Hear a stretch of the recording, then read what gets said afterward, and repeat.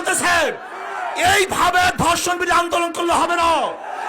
আমরা সবাই আমাদের সবাইকে মাঠে নামতে হবে, ঐক্যবদ্ধ আন্দোলন করতে হবে, সংগ্রাম করতে হবে, গোটা বাংলাদেশকে অবরোধ করতে হবে।